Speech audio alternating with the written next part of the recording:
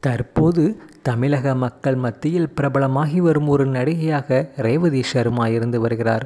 ரேவதி சர்மா பல வருடங்களாகவே தமிழ் சினிமாவில் கதாநாயகியாக வேண்டும் என்று போராடி வருகிறார். இந்நிலையில் ஆகஸ்ட் 16, 1947 என்ற திரைப்படத்தில் இவருக்கு நடிக்கும் வாய்ப்பு கிடைத்தது. இந்த திரைப்படத்தில் என்.எஸ். பொன்குமார் இயக்கியிருந்தார். இதில் முக்கிய கதாபாத்திரத்தில் ரேவதி சர்மா நடித்திருந்தார். இதில் கதாநாயகனாக கௌதம் கார்த்திக்கும் நடித்திருந்தார். இந்த திரைப்படம் வெகுவாக வரவேற்பு பெற்ற படமாக இருந்தாலும் கூட இதில் ரேவதி சர்மாவிற்கு பெரிதாக வரவேற்பு கிடைக்கவில்லை என்பதுதான் நிதர்சனமான உண்மை. இதனால் அப்பொழுது தனித்துவமாக இவர் மக்கள் மத்தியில் தெரியவில்லை. எனவே இதனைத் தொடர்ந்து மீண்டும் ஒரு நல்ல திரைப்படத்திற்காக காத்திருந்த ரேவதி சர்மா இந்த நிலையில் சூரி கதாநாயகனாக நடிக்கும் கருடன் திரைப்படத்தில் நடிப்பதற்கான வாய்ப்பை பெற்றார். இந்த நிலையில் கருடன் திரைப்படம் சில நாட்களுக்கு முன்பு வெளியான நிலையில் ரேவதி சர்மா கொஞ்சமும் கவனிக்கப்படும் நடிகையாக மாறியிருக்கிறார்.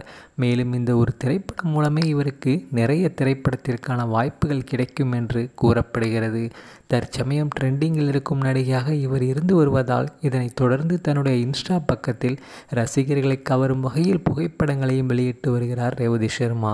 இந்த புகைப்படங்களுக்கு அதிகமான வரவேற்பு கிடைக்க துவங்கியிருக்கின்றன. தொடர்ந்து ரேவதி சர்மா தமிழ் சினிமாவில் வரவேற்பும் பெரும் நடிகையாக மாறுவதற்கான வாய்ப்புகள் இருப்பதாகவும் கூறப்படுகிறது.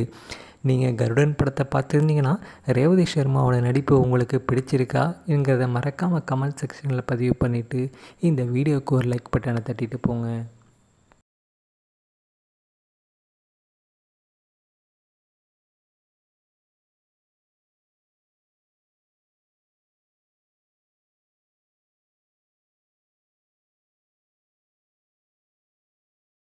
மேலும் வீடியோக்களுக்கு நமது தமிழ் சேனலை சப்ஸ்கிரைப் பண்ணுங்கள். பக்கத்தில் இருக்கிற பெல் பட்டனை ப்ரெஸ் பண்ணுங்கள்.